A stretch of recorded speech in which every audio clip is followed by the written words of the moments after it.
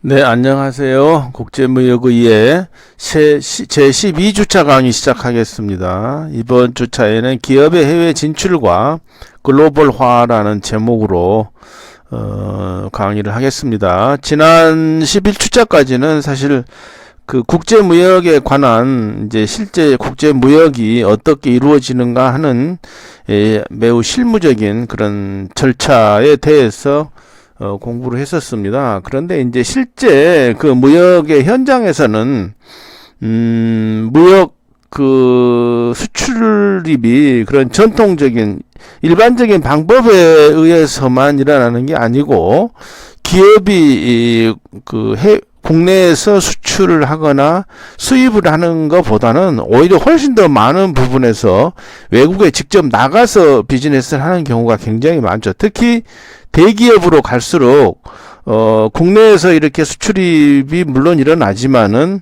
실제 그 더 큰 프로젝트들이 해외에서 벌어지고 있다는 것을 여러분들 잘 알 겁니다. 그래서 이번 주차와 다음 주차에 배우는 부분은 일종의 뭐 국제 경영 뭐 이렇게 얘기도 할 수 있겠는데, 이것도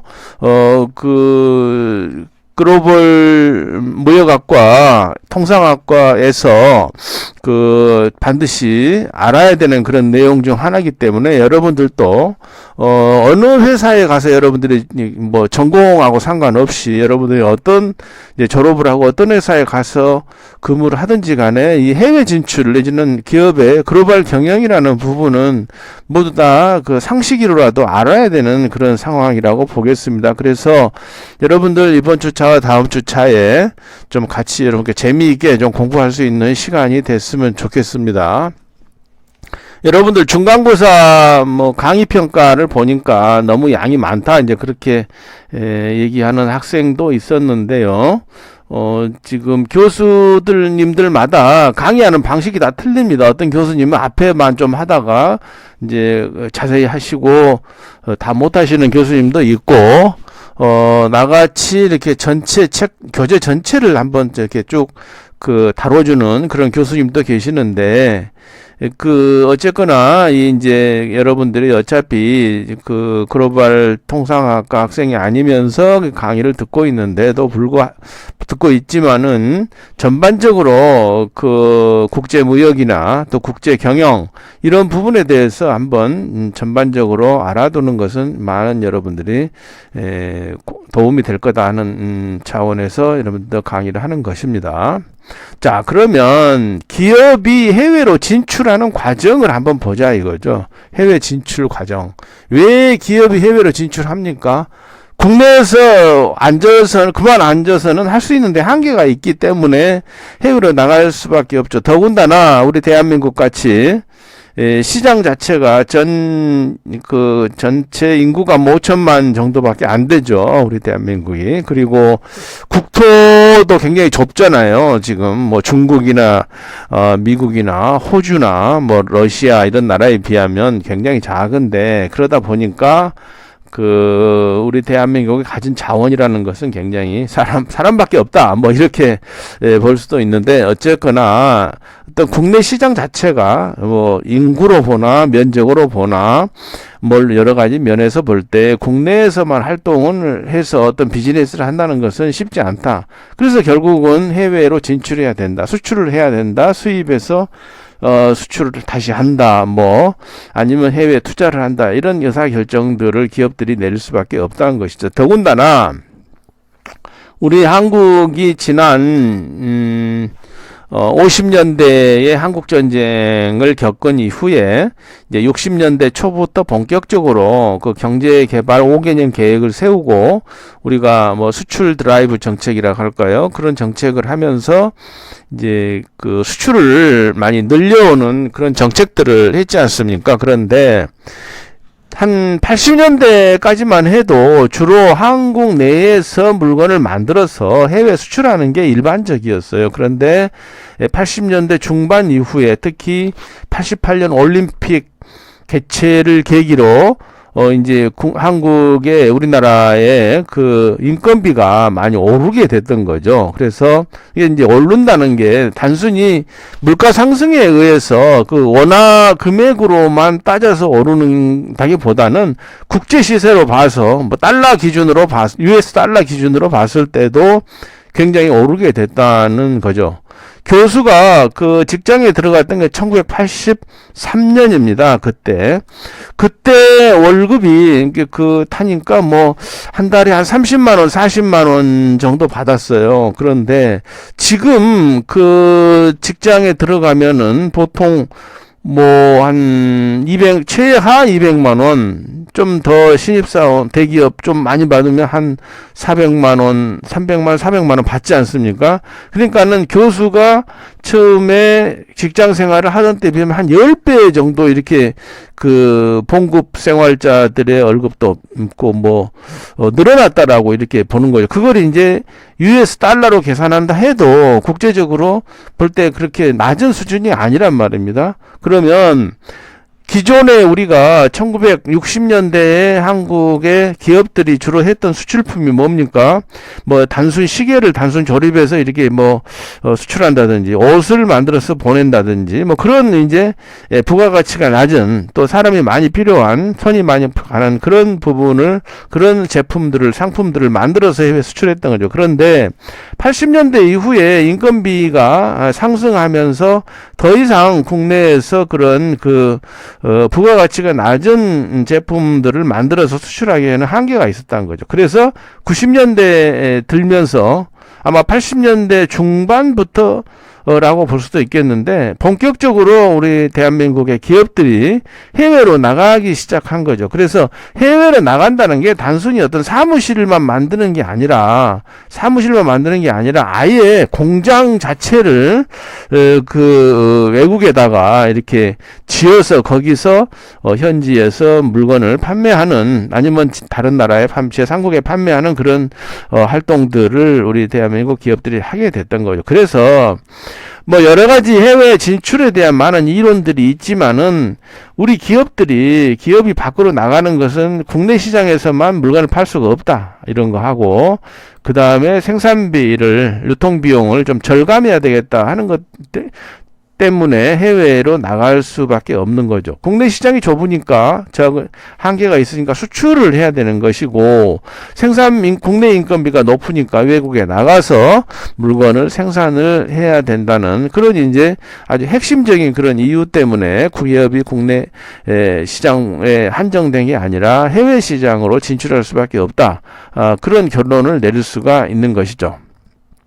자, 그래서 해외 진출 여부를 결정하는데 국내 시장에서의 경영 활동을 통해서 축적된 경험을 토대로 그렇죠. 아무 경험도 없이 물론 나갈 수도 있지만은 이런 국내에서 축적된 경험을 가지고 해외 진출을 하게 되는 거죠.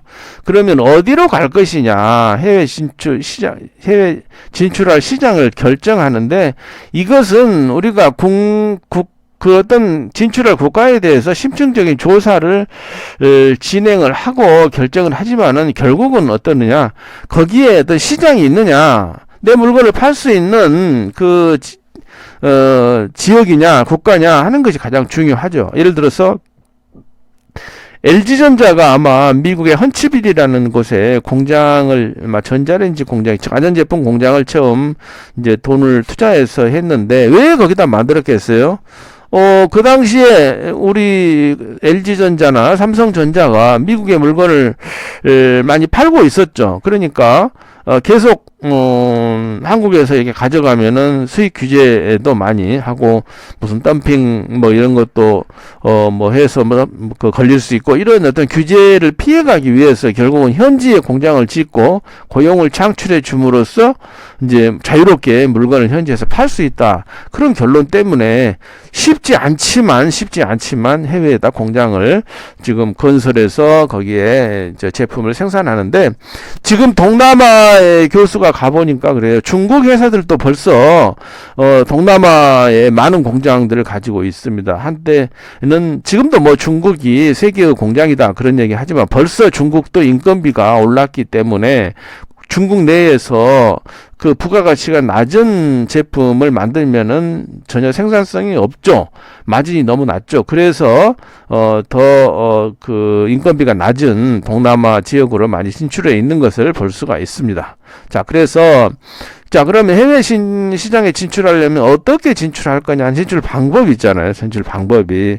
뭐 수출하는 건 이제 기본적으로 진출하는 것이고, 계약을 하느냐, 아니면 직접 투자하느냐, 막 이런 것들을 이제 결정을 해야 되는데, 직접 투자 같은 경우는 굉장히 돈이 많이 들어가죠. 그리고 한번 그 투자를 잘못하게 되면 엄청난 손실을 보기 때문에 굉장히 신중하게 이런 결정을 해야 되는 것입니다.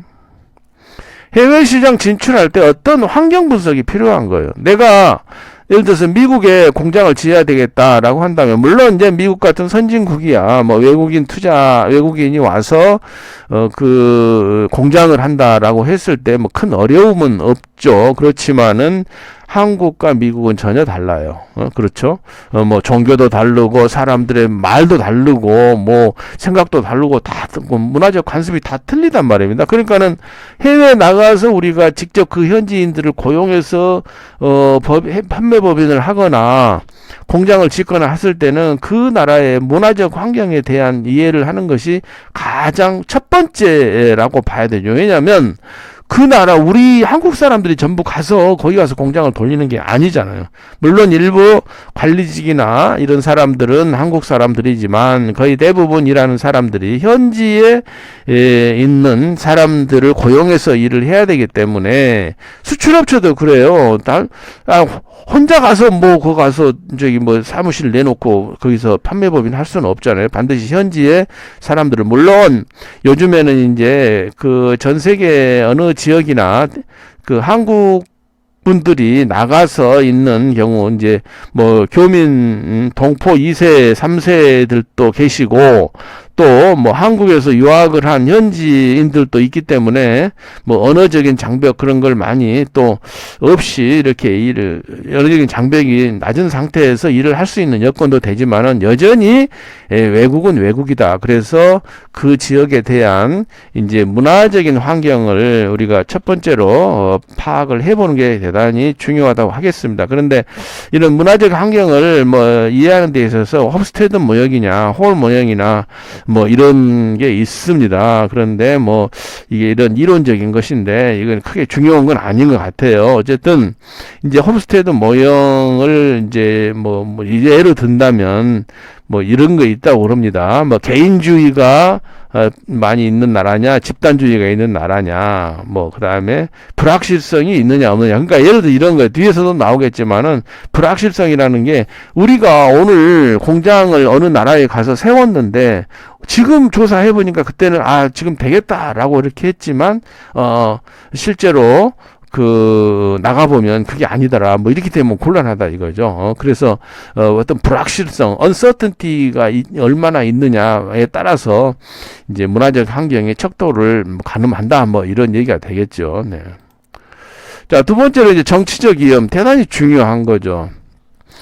우리가 해외에 나가 있는데 그 나라의 정치적으로 뭐 불안정하다, 이건 상당히 활동의 결정적인 제약 요소가 되잖아요. 지금 미얀마에서 군부에서 그런 이제 그 여러 가지 국민들을 탄압하고 그런 걸 이제 범으로써 국제적으로 지탄을 받고 지금 막 제재를 가하고 있잖아요. 그랬을 때 우리 기업들이 거기에 그 나라의 뭐 그 권력층이나 이런 데하고 좋은 관계를 가지고 있었다고 한다면, 이제 그 어떤 정치적인 권력층이 변경됐을 때 굉장히 어려움을 당하거나 아니면 오히려 굉장히 뭐 더 좋은 기회를 얻거나 하게 돼서, 이런 정치적 위험이 특히 개도국으로 갈수록 그렇습니다. 민주화가 진전되지 않은 개도국으로 갈수록 이런 정치적인 위험들이 굉장히 기업 활동에 영향을 많이 준다라고 보겠습니다. 그래서 그런 위험을 최소화시키기 위해서 여러 가지 이제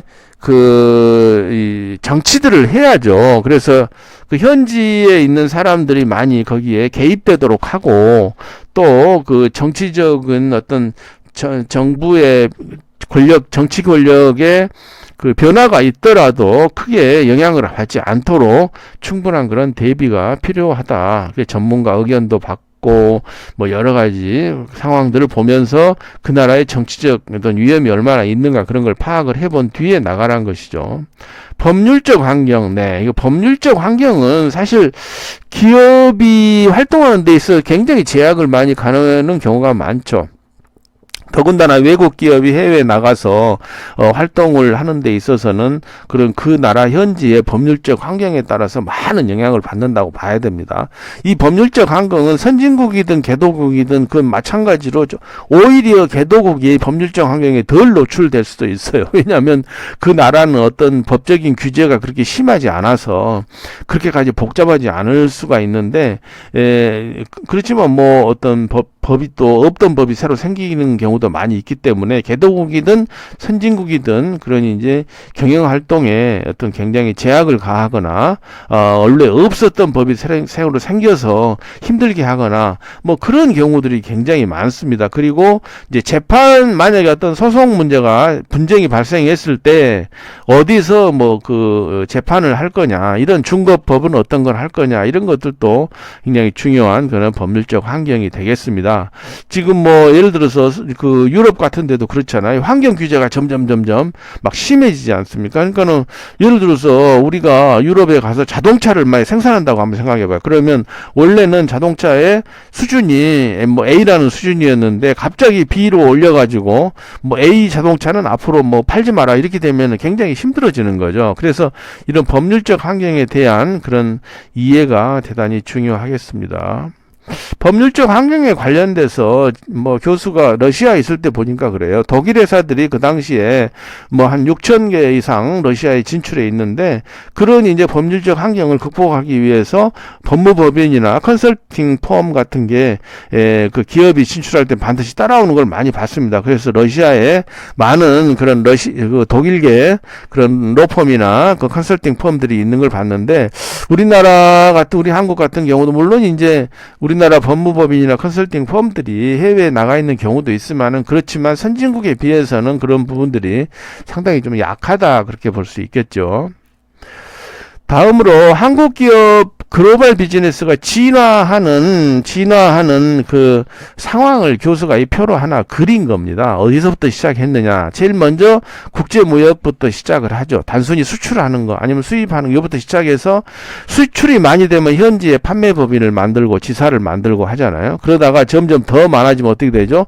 공장을 설립해서 현지에서 직접 생산해서 판매를 하게 되죠. 그리고 나아가서 건설 플랜트, 네, 이건 이제 건설 플랜트는 어찌 보면은 국제 무역에 있어서 그 종합 선물 세트 뭐 이렇게 얘기할 수 있겠죠. 가장 어렵고 이게 이제 건설 플랜트고요. 그러고 나서 요즘은 이제 국내의 방위 산업도 상당히 중요한 그런 이제 그 비즈니스 분야가 되고 있죠. 이제 많은 방산을 국내에서만 하는 게 아니라 해외 수출도 많이 하고 있으니까요. 그리고 서비스 산업, 방금 뭐 법률 서비스나 컨설팅 서비스를 얘기를 했습니다만은 우리 서비스 산업이 많이 해외 진출도 하고 또 하고 있지만은 아직도 전문 분야에 있어서는 많이 부족하다. 어쨌든 지금 뒤에서도 배우겠지만은 기업들이 해외 진출하는 데 있어서는 서비스 분야가 굉장히 지금 유망하고 굉장히 늘어나고 있다. 뭐 K-팝이다, 뭐 K-방역이다 하는 것들을 전부 다 이제 이 서비스 산업에 해당이 되겠죠. 그리고 글로벌 인재를 어떻게 채용할 거냐 하는 문제들, 이런 것들도 비즈니스에 이제 포함되는 얘기고요. 그 다음에 ODA, 개발 협력, 원조 사업을 통해서 어떻게 해외 진출하느냐. 그리고 이제 최근에 지금 뭐 서학개미, 동학개미 얘기가 나옵니다만은 해외 주식이나 부동산에 투자하는 경우들도 지금 최근에 많아지고 있는, 그래서 우리 한국 기업의 비즈니스는 이렇게 점점점 진화하고 발전해 가고 있다. 그리고 확산되고 있다라고 보겠습니다. 자, 그러면 기업이 왜 해외로 진출하는가 하는 걸 교수가 이제 정리한 거예요.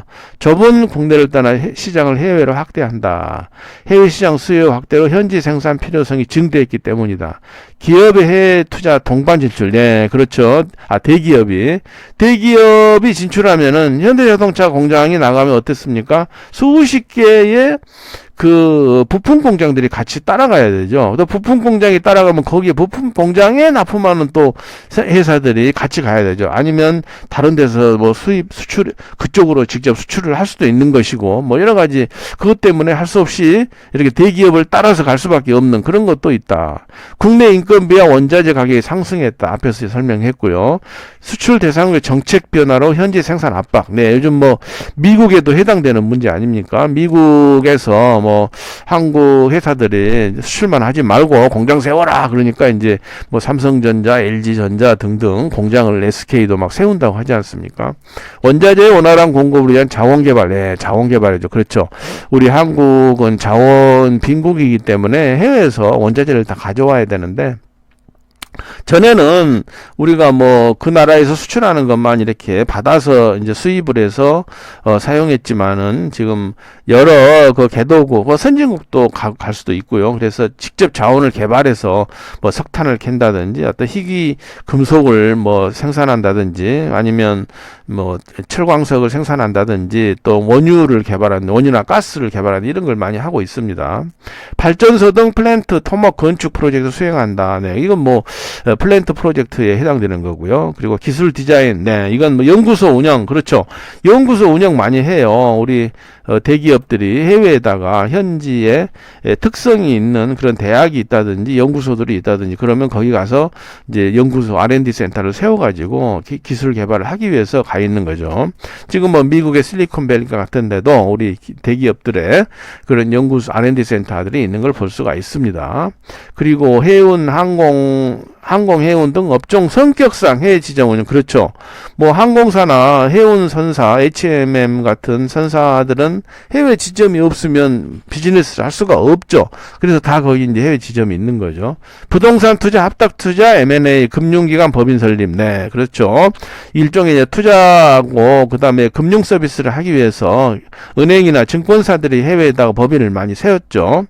해외에서 창업한 해외 이민 목적, 네, 그건 뭐 글로벌 창업이라고도 하는데 국내와 상관없이 아니면 상관 있게 할 수도 있겠지만은 해외에 어떤 이민을 하기 위해서 창업하신 분들, 창업에 성공하신 분들도 굉장히 많이 있죠. 해외는 지금 우리 한국 제외 국민이 한 700만 내지 800만 정도가 해외에 나가 있다고 합니다. 그래서 기업이 해외 진출하는 방식에는 연락사무소, 해외지사, 현지법인 이렇게 세 가지로 크게 나눠지는데요. 연락사무소랑 뭐예요? 그냥 한두 명이 가서 거기서 연락 업무만 하는 거예요. 본사하고 바이어하고 중간에서 이렇게 사무실이 이럴 때 있을 수도 있고 없을 수도 있습니다. 집에서 그냥 이렇게 연락 업무만 할 수 있게 연락사무소고요. 그 다음에 해외지사 그러면은 해외지사는 주로 그 항공이나 해운 선사들이 지사 형태로 남아 있어요. 그래서 그 지사와 현지 법인의 차이가 뭐냐 그런 것도 많이 논의가 되는데 해외 지사는 국내 본사와 많이 밀접하게 연관이 더 많이 되어 있다는 거죠. 독립적인 그 비즈니스를 하긴 하는데 예. 그래서 예를 들어서 항공사가 뭐 티켓을 판다 그러면 어느 취향하는 지역에 가서 사무실에서 거기서 이제 사무실을 내고 티켓을 팔고 다닙니까? 그런데 그것이 그 독립재산을 현지 법인의 운영만 하는 것뿐만 아니고 그 계산 자체가 본사로 이렇게 계산이 되거든요. 그게 해외 지사고요. 현지 법인은 이 우리나라 회사가 아니에요. 그래서 중국의 한국의 기업이 거기다 현지 법인을 만들었다. 현지 법인은 생산 법인이 될 수도 있고 판매 법인이 될 수도 있거든요. 만들었다. 그건 우리나라 기업이 아니고 한국 기업이 투자한 그 나라에 있는 그런 회사가 되는 거죠. 그래서 그 나라의 어떤 절대적인 독립적인 그런 그 비즈니스를 하는 그런 법인이다. 그렇게 이해할 수 있겠습니다. 글로벌 비즈니스 유형 그랬는데 이건 뭐 어느 교재에서 이제 좀 분석한 그런 방식입니다. 근데 크게 중요한 건 아닌데 한번 분석한 걸 한번 보죠. 수출하는 경우가 있고 계약 방식으로 진출하고 해외 투자 방식, 전략적 제휴. 네. 어쨌든 여러분 보다시피 뭐 이런 비즈니스 유형을 나누는 것 자체가 그렇게 중요한 일은 아는데 여기에 우리가 더 중요한 것은 뭐냐? 그 내용이 뭐냐 이게 중요하잖아요. 내용이 뭐냐? 수출을 하면 간접 수출, 직접 직접 수출 이미 여러분들 봤던 거죠. 계약 방식은 라이센싱, 프랜차이징, 계약 생산, 경영관리 계약, 턴키 계약 뭐 이런 식으로 구분을 상당히 생소한 용어들 아닙니까? 그리고 해외 투자는 단독 투자냐, 합작 투자냐, 전략적 제휴 뭐 이런 걸로 좀 나눠볼 수가 있겠는데요. 이거 내용에 대해서는 이제 간략하게 모두 설명을 하겠습니다. 네, 수출 방식 먼저 비즈니스 유형 중에서 수출은 직접 수출, 간접 수출 이미 여러분 다 아는 겁니다. 뭐 직접 수출하면은 높은 이윤도 마진도 많고 하는데 그러기 위해서는 어때죠? 직접 수출하려면은 전문 직원이 있어야 되죠. 또 그 해외 시장에 그런 전문적인 지식, 전문 직원이 전문적인 지식 갖고 있어야 되는데 그러다 보니까 좀 이제 그 리스크도 커지죠. 그 지역에 대해서 모르게 되면 자칫하면은 뭐 사기를 당할 수도 있는 거고 손해를 볼 수도 있다. 간접 수출은 우리가 쉽게 남한테 이걸 맡기는 거 아닙니까? 간편하고 또 자기가 실제 무역에 대한 전문 지식이 없어도 수출을 할 수 있지만 그만큼 뭐 이유는 적어지겠죠. 라이선싱 방식입니다. 국제 간 기술 이전에 사용되는 대표적인 방식 중 하나로서 이게 뭐죠? 라이선스를 주는 거예요. 그러니까 예를 들어서 우리가 어떤 지금 저런 거예요. 여러분 닥스라는 브랜드 알죠? 영국 브랜드 아닙니까? 그런데 요즘은 아마 LG인가요? 어디서 그걸 닥스라는 브랜드 제품을 옷을 만들어서 거기다 상표를 붙여서 팔잖아요. 그러니까 그건 뭐죠? 그게 바로 라이선싱입니다. 어떤 기술이라든지 상표라든지 어떤 특허라든지 요즘 코로나 백신을 영국이나 미국이나 뭐 러시아, 중국 이런 큰 나라에서 주로 이제 개발해서 지금 생산을 하고 있는데 생산이 이제 부족하다 보니까 특허를 중단시킨다. 그래서 새로 어떤 물질이나 어떤 제품을 만들면 특허 때문에 아무나 그걸 카피하면 안 되죠. 그런데 그 특허를 중단시켜서 예를 들어서 그렇게 되면 한국의 이제 제약회사들도 그걸 만들 수가 있잖아요. 쉽게. 그렇게 하기 위해서 그런 논의가 돼 있죠. 그게 바로 라이선싱 이라고 하는 것이죠. 네. 그래서 라이선싱을 하게 되면 어떻게 됩니까? 로열티, 그러니까 수수료를 사용료를 받는 것이죠. 네. 그래서 이건 뭐 해외 직접 투자와 병행해서 사용되기도 한 당연히 그렇죠. 해외에다 공장을 지어서 거기서 우리 브랜드를 사용하거나 특허나 기술을 사용하도록 해주는 거 아니겠습니까? 근데 어떤 이런 라이선싱을 하게 되면은 가져갔던 그런 회사가 자기 나름대로 어떤 물건을 기술을 개발해가지고 우리 시장을 오히려 잠식할 수도 있는 그런 위험성은 있는 것이죠. 프랜차이즈는 여러분들 잘 알 겁니다. 가맹점이라고 하지 않습니까? 가맹본부와 프랜차이즈와 프랜차이지가 있어가지고 나의 모든 어떤 노하우나 상표나 이런 것들을 사용하도록 허락해주고 그 대신에 그 가맹본부에서 어떤 디자인이나 이런 걸 통일되게 그렇게 하도록 하고 원자재 같은 경우도 이렇게 중앙 공급식으로 해서 해주는 경우를 많이 있는데 이제 프랜차이즈 하다 보니까 거기에 일하는 직원들이 어느 회사 소속이냐 이런 그런 고용 문제로 이제 비화되고 있는 것도 볼 수가 있습니다. 요즘 국내에도 많은 프랜차이즈점들이 들어와 있죠. 프랜차이즈에 관해서 우리 한국 기업들이 해외에 이렇게 많이 나가 있는 브랜드들이 이렇게 많이 있습니다. 국내뿐만 아니고 해외로도 많이 나가 있죠. 그런데 이게 1990년 1월 달 사진입니다. 그 당시 이때는 러시아가 아니고 구소련 때죠. 그때 미국의 맥도날드 브랜드 캐나다에서 했다고 그래요. 근데 어떻습니까? 어마어마한 사람들이 이렇게 가서 줄을 서서 이렇게 교수도 가봤는데 이게 모스크바 시내 한 복판에 있는 지금도 1호점이 있어요. 거기 가니까 입구에 아마 입구가 한 요 정도가 됐던 것 같은데 그 입구에 들어가니까 이 사진이 지금 붙어 있더라고요. 네. 그래서 이 프랜차이즈라는 게 어찌 보면 이제 자본주의의 상징이다 그런 얘기도 했지만 어쨌든 국내에도 우리나라에도 프랜차이즈점들이 들어와 있고 또 우리 기업들의 프랜차이즈가 해외로 많이 나가 있습니다. 그다음에 경영관리 계약, 네, 어떤 경영을 대신 해준다 그런 뜻입니다. 호텔 그런 거 많이 있죠. 호텔, 레스토랑, 병원. 우리 서울대학교 병원이 그 알카이마 병원에, 그러니까 이게 아마 UAE의 병원을 운영해주는 그런 걸 지금 하고 있죠. 그리고 호텔 같은 데 보면 많이 있어요. 브랜드 뭐 인터컨티넨탈, 메리어트 이렇게 상표가 호텔에 붙어 있잖아요. 그러면 그 호텔을 어떻게 운영하는지 그런 노하우를 가르쳐주고, 그래서 대신 어떤 그 관리자들을 파견해가지고 이제 원활하게 이런 호텔이 운영될 수 있도록 해주는 그런 게 경영관리 계약입니다. 가공 생산 내지는 계약 생산이란 건 뭐죠? 어떤 제품을 어떤 나라에 보내가지고 보낼 때 뭘 하죠? 원자재까지 다 보내는 거죠. 그리고 만드는 방법도 다 가르쳐줘요. 그래서 만들어만 와라 이렇게 되는 거죠. 지금 오른쪽에 있는 사진이 개성공단 폐쇄하기 전에 북한 근로자들이 이루어가고 있는 것이고요. 이쪽은 동남아에 있는 어떤 그 옷 만드는 공장의 모습을 볼 수가 있는데, 그냥 북한 같은 데도 과거에 그랬잖아요. 이 개성공단이야, 우리 한국 기업인들이 올라가서 직접 그걸 기술 지도하고 했지만은, 그 전에, 그냥 원자재 보내면서 거기서 만들어 보내주세요. 인건비가 싸니까. 이렇게 하면 그 사람들이 꼼꼼하게 만들어서 북한 사람들이 만들어 오면 우리가 그걸, 납품받았던 그런 정도 있습니다. 네. 그래서 이런 것들은 이제 주로 좀 인건비가 낮은 그런 나라들을 활용하기 위해서 가공 생산을 맡기는 경우들이 많이 있죠.